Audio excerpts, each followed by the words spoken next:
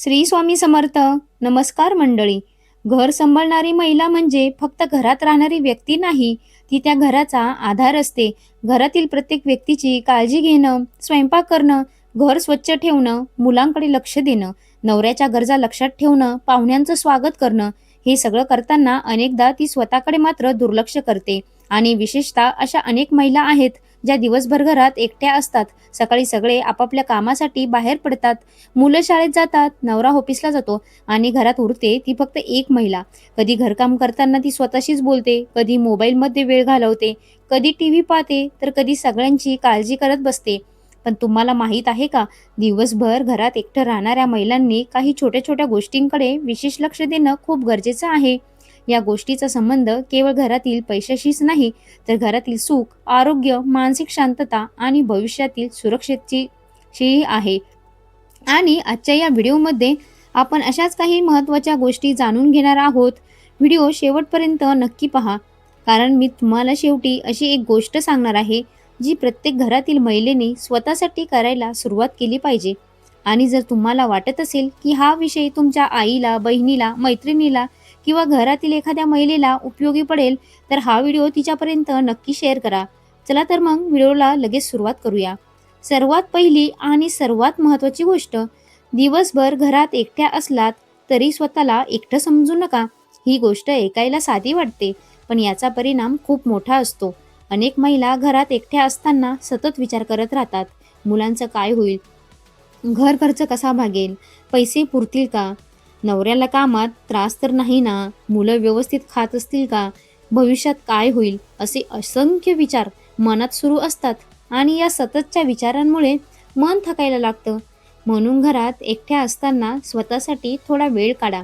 तुम्हाला आवडतं ते करा. वाचन करा, भजन ऐका, गाणे ऐका, बागकाम करा, स्वयंपाकाची एखादी नवीन रेसिपी शिका किंवा एखादं नवीन कौशल्य शिका. कारण घरात राहणं म्हणजे आयुष्य थांबणं नाही. तुमचं स्वतःचं आयुष्य, तुमची स्वतःची स्वप्न आणि तुमची स्वतःची ओळख यांनाही महत्त्व आहे. दुसरी गोष्ट, घरात पैसा येण्यापेक्षा पैसा टिकवणं जास्त महत्त्वाचं आहे. अनेकदा आपण म्हणतो पैसा घरात टिकत नाही, पण पैसा का टिकत नाही याचा आपण कधी विचार करतो का? कधी कधी छोट्या छोट्या अनावश्यक खरेदीमुळे खर्च वाढतो. कधी ऑफर पाहून वस्तू घेतल्या जातात, कधी घरात वस्तू आधीच असतात तरी पुन्हा त्याच वस्तू घेतल्या जातात. म्हणून घरात एकटी असताना ऑनलाईन शॉपिंग आणि अनावश्यक खरेदी करण्याची सवय टाळा. खरेदी करण्यापूर्वी स्वतःला एक प्रश्न विचारा, मला खरंच ही वस्तू आवश्यक आहे का? जर उत्तर नाही असेल तर ती वस्तू घेऊ नका. महिन्याच्या सुरुवातीला घर खर्चाचं साधं नियोजन करा. किराणा किती, वीज बिल किती, शाळेचा खर्च किती, प्रवासासाठी किती, बचत किती आणि अचानक येणाऱ्या खर्चासाठी किती, हे कागदावर लिहून काढा. कारण पैसा कुठे जातो हे कळलं की पैसा कुठे वाचवता येतो हेही कळतं. तिसरी गोष्ट, घरात कितीही कमी पैसा असला तरी बचत थांबवू नका. माझ्याकडे बचतीसाठी पैसेच उरत नाही, हे वाक्य अनेक महिला म्हणतात. पण बचत म्हणजे नेमकी मोठी रक्कमच असावी असं नाही. तुमच्या परिस्थितीनुसार छोटी रक्कमही नियमित बाजूला ठेवण्याची सवय महत्त्वाची आहे. कारण बचत म्हणजे फक्त पैसा जमा करणं नाही, बचत म्हणजे उद्याची चिंता थोडी कमी करणं. अचानक घरात एखादा खर्च आला तर कोणाकडे हात पसरावा लागू नये, यासाठी आर्थिक नियोजन आवश्यक आहे. आणि शक्य असेल तर घरातील आर्थिक बाबींची माहिती स्वतःलाही असू द्या. घरात किती उत्पन्न येतं, किती कर्ज आहे, किती खर्च आहे, कुठली बिलं आहेत, कुठल्या बचती आहेत, हे माहीत असणं प्रत्येक प्रौढ व्यक्तीसाठी महत्त्वाचं आहे. चौथी गोष्ट, घरातील सगळ्या जबाबदाऱ्या स्वतःच्या डोक्यावर घेऊ नका. हा मुद्दा विशेषतः महिलांसाठी खूप महत्त्वाचा आहे. घरात काहीही झालं की मी करते, मी बघते, माझं काम आहे, असं म्हणत अनेक महिला सगळं स्वतःच करत राहतात. पण तुम्हीही माणूस आहात, तुम्हालाही थकवा येतो, तुम्हालाही आरामाची गरज असते. म्हणून घरातील कामं शक्य असेल तिथे सगळ्यांनी वाटून घ्या. मुलांना त्यांच्या वयाप्रमाणे छोटी कामं शिकवा. घर म्हणजे एका व्यक्तीची जबाबदारी नाही, घर सगळ्यांचं असतं आणि घरातील प्रत्येकाने घरासाठी योगदान देणं ही चांगली सवय आहे. पाचवी गोष्ट, दिवसभर घरात असाल म्हणून सतत घरकाम करत राहू नका. हा एक खूप मोठा गैरसमज आहे. तू तर दिवसभर घरीच असतेस, हे वाक्य अनेक महिलांनी ऐकलं असेल. पण घरात असणं म्हणजे दिवसभर आराम करणं नसतं. घरकामाला शेवट नसतो. एक काम संपतं आणि दुसरं सुरू होतं. म्हणून स्वतःसाठी ठराविक वेळ ठेवा. दिवसभरात 20 ते 30 मिनिटं स्वतःसाठी काढली तरी पुरेशी आहेत. त्या वेळेत मोबाईल बाजूला ठेवा. शांत बसा, थोडं वाचा, प्रार्थना करा किंवा फक्त शांतपणे चहा प्या. स्वतःला वेळ देणं स्वार्थीपणा नाही. 6वी गोष्ट, आरोग्याकडे दुर्लक्ष करू नका. ही गोष्ट प्रत्येक महिलेने लक्षात ठेवली पाहिजे.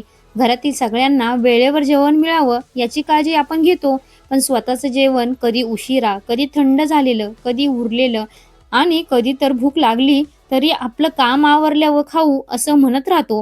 हे योग्य नाही. तुमचं शरीरही तितकंच महत्त्वाचं आहे. वेळेवर आणि संतुलित आहार घ्या. पुरेसं पाणी प्या. तुमच्या आरोग्यानुसार नियमित हालचाल किंवा व्यायाम करा आणि काही आरोग्यविषयक त्रास जाणवत असेल तर तो दुर्लक्षित न करता डॉक्टरांचा सल्ला घ्या.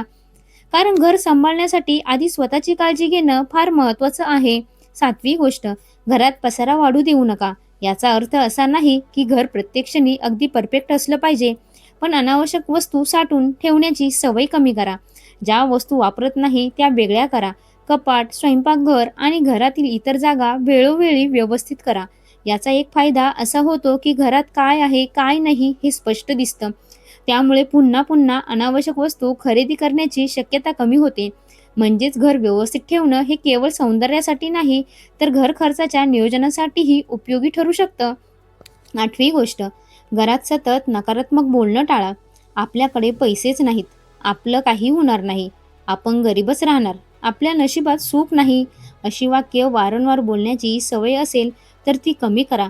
कारण अशा शब्दांचा परिणाम आपल्या मनावर होतो. याचा अर्थ फक्त सकारात्मक बोलण्यामुळे पैसा अचानक घरात येईल असा नाही, पण सकारात्मक विचार केल्यामुळे आपण परिस्थितीकडे शांतपणे पाहू शकतो आणि जास्त शांत मनाने घेतलेले आर्थिक, कौटुंबिक निर्णय अनेकदा अधिकच चांगले असतात. म्हणून समस्या असतील तर त्या मान्य करा, पण त्याच समस्यांमध्ये अडकून राहू नका. स्वतःला विचारा, आता मी काय करू शकते? हा प्रश्न आयुष्य बदलू शकतो. 9वी गोष्ट, घरातील पैशाची पूर्ण जबाबदारी एकाच व्यक्तीवर सोपवू नका. काही घरांमध्ये महिलांना घरातील आर्थिक बाबींची माहितीच नसते. पती पैसे कमवतात, पण किती उत्पन्न आहे, कुठे गुंतवणूक आहे, कर्ज किती आहे, कागदपत्र कुठे आहेत, बँक खात्याबद्दल काय माहिती आहे, हे सगळं महिलेला माहीत नसतं. ही परिस्थिती बदलणं आवश्यक आहे, कारण आयुष्यात कधीही कोणतीही अनपेक्षित परिस्थिती येऊ शकते. म्हणून घरातील महिलेने आर्थिक बाबी समजून घेणं गरजेचं आहे. किमान मूलभूत माहिती तरी असावी आणि कोणतीही आर्थिक गुंतवणूक करण्यापूर्वी योग्य माहिती घेणं आवश्यक आहे. फक्त कोणीतरी सांगितलं म्हणून पैसे कुठेही गुंतवू नका. 10वी गोष्ट, स्वतःच्या कौशल्यावर काम करा. दिवसभर घरात एकट्या असताना तुमच्याकडे थोडा वेळ उपलब्ध असेल तर तो फक्त मोबाईल स्क्रोल करण्यात घालवण्यापेक्षा काहीतरी नवीन शिकण्यासाठी वापरा. शिवणकाम येत असेल तर ते अधिक चांगलं शिकता येईल. स्वयंपाकाची आवड असेल तर नवीन पदार्थ शिकता येतील. मेहंदी, ब्युटी, टेलरिंग, ऑनलाईन कौशल्य, डिजिटल काम, शिकवणी तुमच्या आवडीनुसार आणि परिस्थितीनुसार काहीतरी शिकता येईल. उद्देश लगेच पैसे कमावणे हा असायलाच हवा असं नाही. उद्देश स्वतःची क्षमता वाढवणे हा देखील असू शकतो, कारण कौशल्य कधीही वाया जात नाही. 11वी गोष्ट, घरात एकटी असताना प्रत्येक गोष्ट मनात साठवून ठेवू नका. कधी कधी महिलांच्या मनात खूप काही असतं, पण त्या कोणालाच सांगत नाही. सगळ्यांना माझ्यामुळे त्रास होईल, माझं कोण ऐकणार, मला सहन करावंच लागेल असं वाटत राहतं. पण भावना दाबून ठेवण्यापेक्षा विश्वासू व्यक्तीशी बोलणं चांगलं. आईशी बोला, बहिणीशी बोला, मैत्रिणीशी बोला, कुटुंबातील विश्वासू व्यक्तींशी बोला. कधी कधी फक्त मन मोकळं केल्यानेही मन हलकं होतं. 12वी गोष्ट, घरात देवघर असेल तर श्रद्धा ठेवा, पण अंधश्रद्धा नको.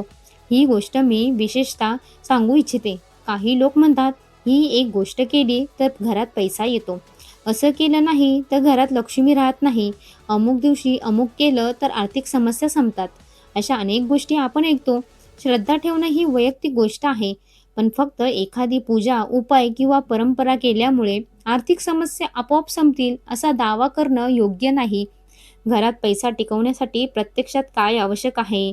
योग्य उत्पन्न, नियोजन, अनावश्यक खर्चावर नियंत्रण, बचत, कर्जाचं योग्य व्यवस्थापन आणि भविष्यासाठी शहाणपणाने तयारी, हे लक्षात ठेवा. 13वी गोष्ट, घरातल्या महिलेला स्वतःच्या आवडी जपण्याचा अधिकार आहे. लग्न झालं, मुलं झाली, घराची जबाबदारी आली आणि हळूहळू तिच्या सगळ्या आवडी मागे पडल्या, पूर्वी तिला गाणं आवडायचं, चित्र काढायला आवडायचं, वाचन आवडायचं, बाहेर फिरायला आवडायचं, मैत्रिणींशी बोलायला आवडायचं. पण आता ती फक्त आई, बायको, सून किंवा गृहिणी या भूमिकांमध्ये स्वतःला विसरून जाते. हे होऊ देऊ नका. तुम्ही या सगळ्या भूमिका निभावत असलात तरी तुमची स्वतःची ओळखही आहे. तुमच्या आवडी जपा. तुमच्या स्वप्नांना पुन्हा वेळ द्या. कदाचित एखादं स्वप्न पूर्ण करण्यासाठी अजूनही उशीर झालेला नसेल.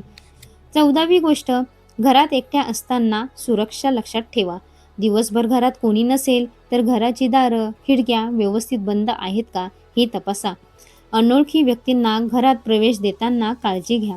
फोनवर कोणालाही OTP, पिन, बँक माहिती किंवा वैयक्तिक माहिती देऊ नका. आजकाल ऑनलाईन फसवणुकीचे प्रकार वाढले आहेत. तुम्हाला बक्षीस मिळालं आहे, तुमचं KYC बंद होणार आहे, तुमच्या खात्यात समस्या आहे, अशा फोन किंवा मेसेजवर घाईघाईने विश्वास ठेवू नका. काही संशयास्पद वाटलं तर आधी कुटुंबातील विश्वासू व्यक्तीशी चर्चा करा आणि अधिकृत माध्यमातूनच माहिती तपासा. 15वी गोष्ट, घरात पैसा कमी असेल तर स्वतःला दोष देऊ नका.